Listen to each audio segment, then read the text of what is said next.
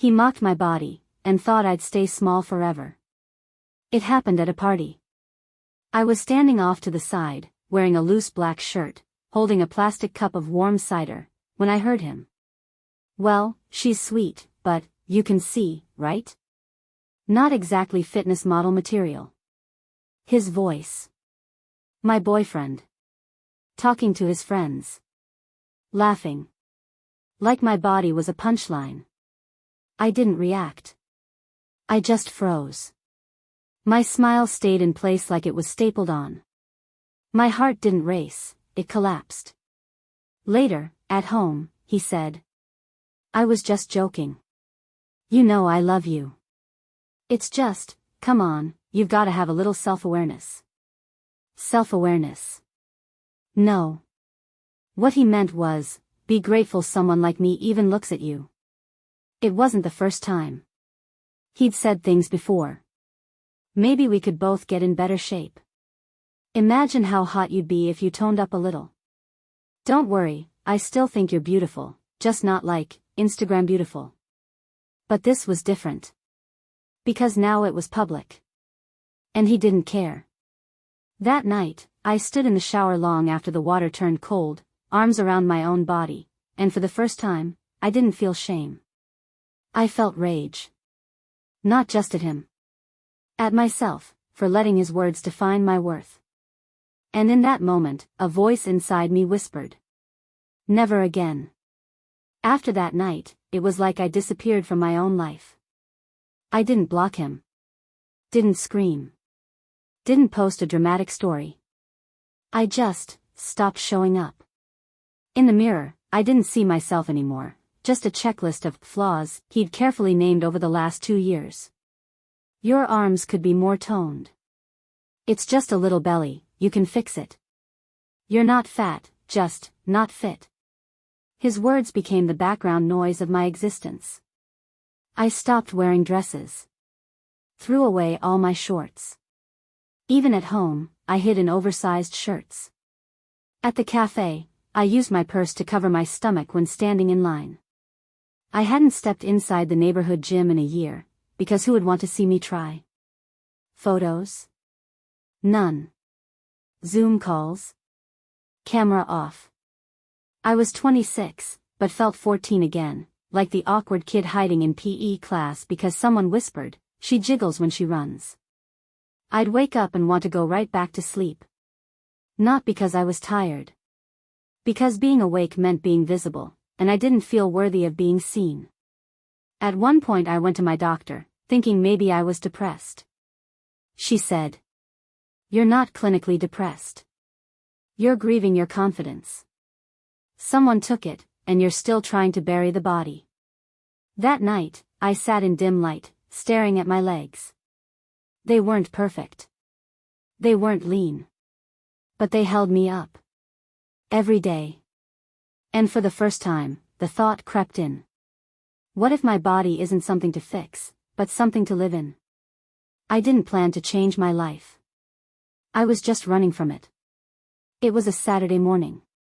I wandered the city aimlessly, past coffee shops, couples holding hands, street musicians, everything that felt like another planet to me. And then I saw it. A window with a handwritten sign. First week free. Women only. No judgment. I didn't know if it was a marketing trick or a message from the universe. But my feet moved toward the door before I could stop them. It wasn't a typical gym. No mirrors lined the walls. No pounding bass. No trainer screaming reps into a mic. It felt calm. Sunlight poured through the windows. There were plants. Real ones. A woman with a messy bun sat at the front desk, maybe in her 40s, wearing simple leggings and a faded t-shirt. She looked up and smiled, not a polished gym smile, but something real. "First time?" she asked gently. I nodded. I couldn't find my voice. She handed me a form, then paused. Her voice dropped to something quieter, warmer. "Doesn't matter how you look. What matters is how you feel after choosing not to quit." I almost cried. I didn't come there to lose weight. I came because I didn't want to disappear. And that was my very first step. It was the slowest, sweatiest, most pathetic workout of my life. And I was proud of it. In every gym I'd ever tried, I gravitated toward the back wall, the invisible zone. No mirrors. No eyes. No proof I existed. The class had 11 women. Different ages. Different bodies. And all of them moved with this quiet confidence, not perfection, but presence. Like they didn't need permission to take up space. I, on the other hand, was drowning in mine. My arms felt like overcooked noodles. My breath? Like I was sipping air through a straw. Every movement screamed, "You don't belong here." But I stayed. Maybe because of what the instructor said at the start. A strong body isn't what looks good in photos. A strong body is what holds you up when you want to quit. Halfway through the session, I collapsed onto my mat, breathless, drenched, and shaking. And for the first time in a long time, I didn't hate myself. I was tired, because I'd moved. Not to be pretty. Not to earn love. Just to feel alive. And this time, I didn't run away. I didn't always hate my body. I was taught to. I was 9 the first time my mother said, "You're a girl. You need to have self-control." All I'd asked for was a second slice of cake. But her tone, her frozen stare, it stuck harder than sugar ever could. At 12, I overheard her tell my aunt, "I worry about her. She's not slim like the others." At 14, she gave me a gym membership for my birthday. I'd asked for headphones. "You'll thank me one day," she said. And I did. Cried in locker room showers and whispered, "Thanks, Mom." Because I thought that was love. When my boyfriend joked about my body, I didn't leave. Because shame was a language I'd grown up fluent in. Part of me still believed my body was the problem. And that people who mocked it might be right.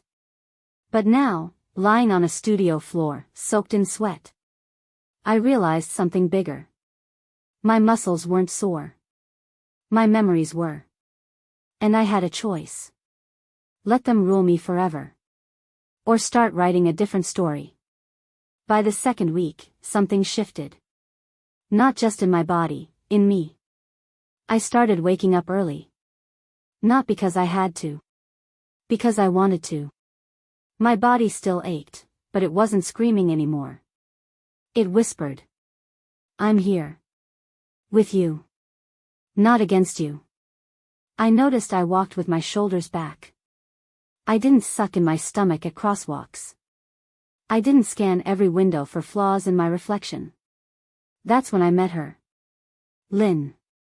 Mid-30s, sharp eyes, tank top that read, "Built, not born." After one class, she sat next to me on the mat. "You're holding up," she said. "Most quit after the second session." I smirked. I wanted to quit. But I've never finished anything in my life. She nodded, matter of fact. "Then this is the perfect time to start." We talked after every session. Not about calories or goals. About shame. About loss. About coming back from nothing. And for the first time, I didn't feel like I was failing at being a woman. I felt like I was becoming one. This looks stupid, I told myself, holding my phone. And then I hit record. I was alone in the studio after class. Sweat still glistened on my face. Hair stuck to my neck. No angles. No filter. Just me, tired, raw, and real. I turned on the front camera. And said, "Hey. I'm Ava. And I didn't come here to get skinny. I came here because I'm tired of hating myself." No script. No plan. Just truth. I talked about growing up hiding my arms. About deleting photos where I looked too big. About never feeling enough, not even at my smallest. I wasn't sure if I'd post it. But Lynn said, maybe your voice is what someone else needs to hear. So I added captions. Hit post.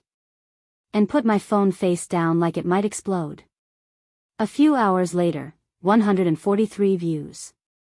Then 1,200. Then comments. I cried watching this. This is me. Thank you. I'm going to the gym tomorrow. Because of you. And I realized. I was never alone. I just believed I was. Because no one else was speaking. Now. I was done being silent. My video hit 100,000 views overnight. And my brain lit up like fireworks and landmines. At first, it was magic. Notifications flooding in. Follows, messages, thank yous. People saying my voice made them feel seen. But then came the other side. You're just lazy and attention-seeking. Classic fat girl pretending to be empowered. You're promoting obesity. And the one that hit hardest. You'd be prettier if you just lost weight instead of whining. Hate. I wasn't ready. My hands shook scrolling through the comments. Part of me wanted to take it all down. Delete everything. Go back to the shadows. But then I saw one message, from a girl in Canada. I was thinking about getting liposuction. But after your video, I went for a walk and didn't hate myself for once. Thank you. I cried. Because that one voice? It outweighed all the noise. I posted again. My body isn't your talking point. My body is my story. And I'm done staying silent. And something in me shifted. For good. I got an email from a fitness brand. They wanted me, sweat, stretch marks, and all, as the face of their new campaign. I laughed. I cried. I laughed again. Because this wasn't validation of beauty. It was recognition of resilience. I started getting podcast invites. Interview requests. People weren't just curious, they were hungry for truth. My audience grew from hundreds to tens of thousands. I launched online support groups. Held live Zoom sessions. Shared resources, workouts, mantras, not to get thin, but to feel free. And then. He showed up. From Nick X. Hey. You're really doing amazing. Proud of you. Maybe we could grab a coffee sometime? No shaking hands. No heart drop. Just a strange quiet. It wasn't that he'd changed. It was that I had. I didn't respond right away. I made tea. Sat on the floor.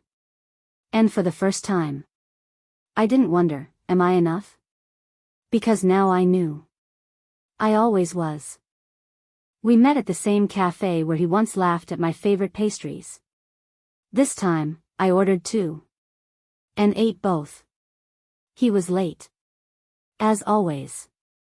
Same styled hair. Same smooth confidence. But his eyes didn't know where to land. I sat tall. Didn't suck in my stomach. Didn't scan for reflections.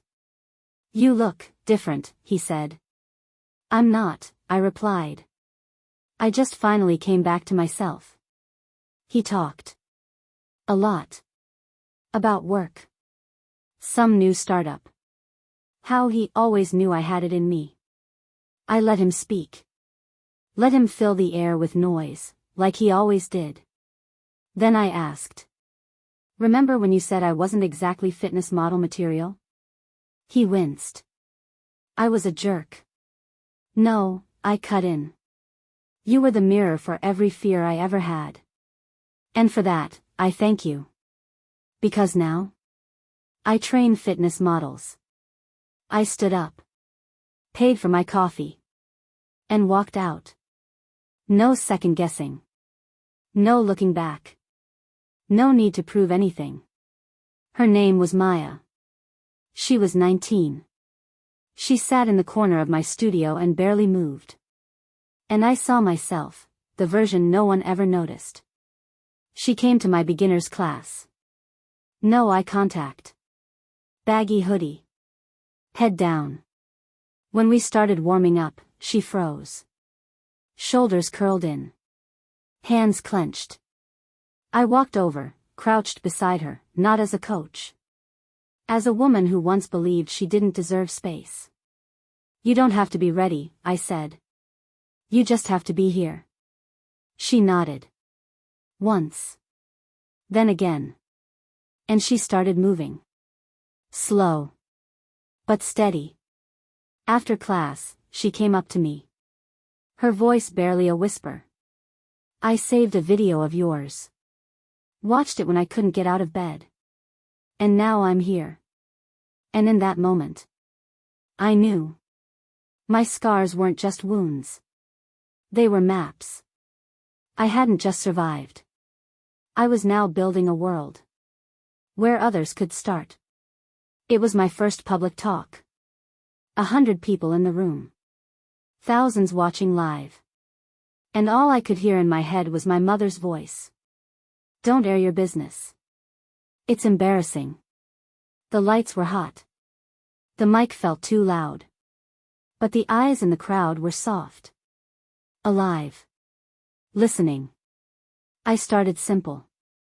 My name is Ava. And for a long time, I thought my body was my shame. Turns out, it was my starting point. I didn't talk about calories.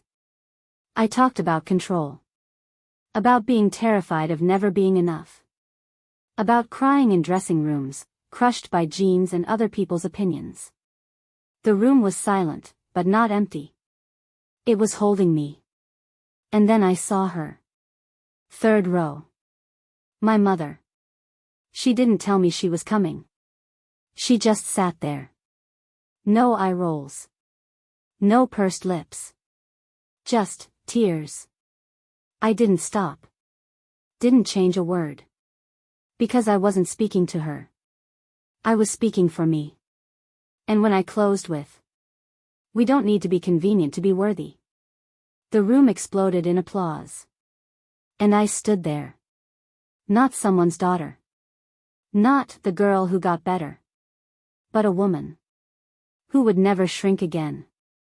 For someone else to feel tall. The morning after my speech, I woke up in a hotel room. No applause. No buzzing phone. Just silence.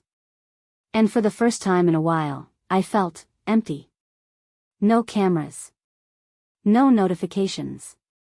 No audience. Just me. And a single question echoing in the quiet. Who are you when no one's watching? I walked to the mirror. Stood tall. No clothes. No posing. And I looked. Not to judge. Just to see. This was my body. My face. My eyes. I didn't feel proud. Didn't feel disgusted. I just felt present. And that, after all these years, was the real win. To exist. Without performing. I made tea. Didn't post anything that day. Not because I was hiding. But because I didn't need to be seen. To believe I was real. I wasn't content. I was a person. And that kind of freedom can't be liked into existence. It has to be claimed. From within. A primetime TV show. Millions of viewers. And the producer had just one request. Maybe pick something, a little more slimming. I stood in the dressing room, holding the outfit I brought. It wasn't flashy.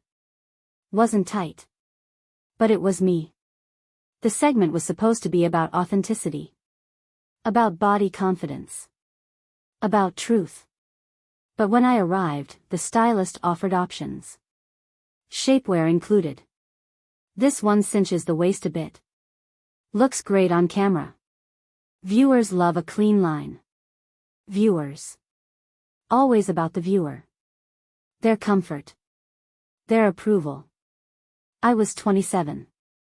And I had a choice. Play along, and shrink again. Or say, no. My body doesn't need correction to be worthy.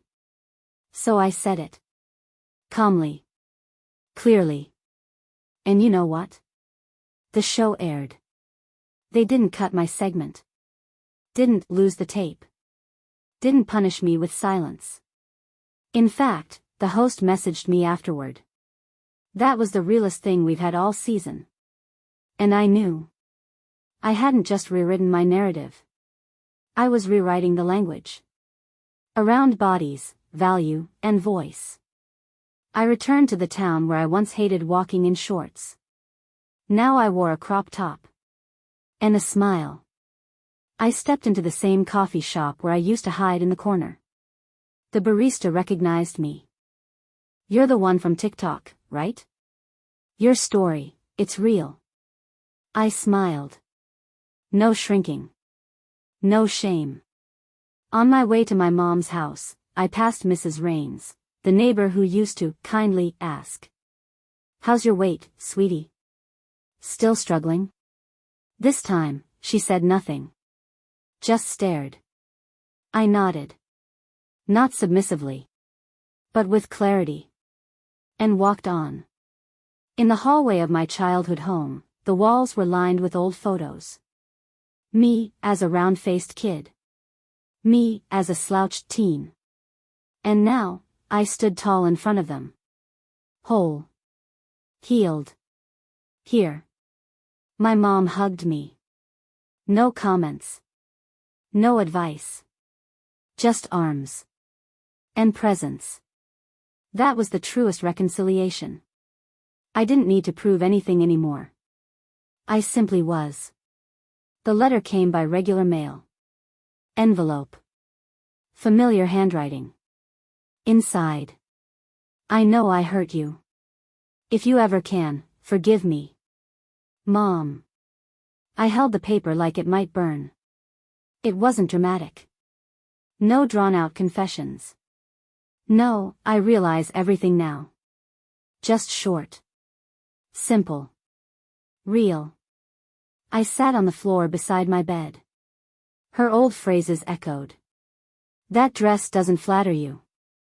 Do you want people to laugh at you? I just want you to look your best. All those loving cuts. But also, the oatmeal she made when I was sick. The braids she twisted into my hair. The way she stayed when I cried.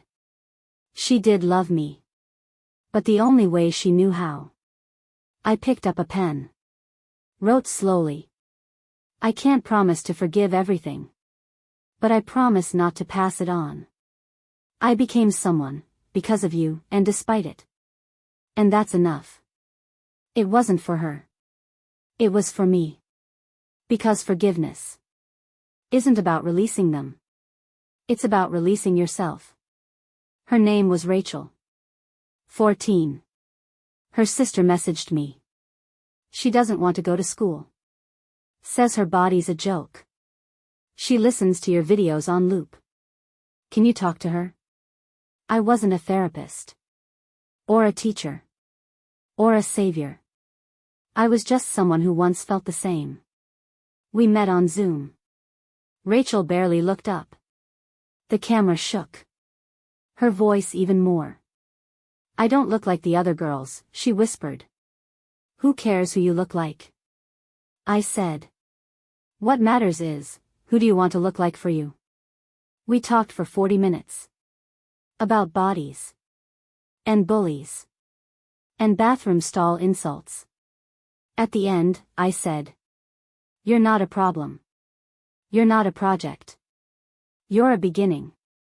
And you already matter. She cried. I did too. A week later, her sister sent me a photo.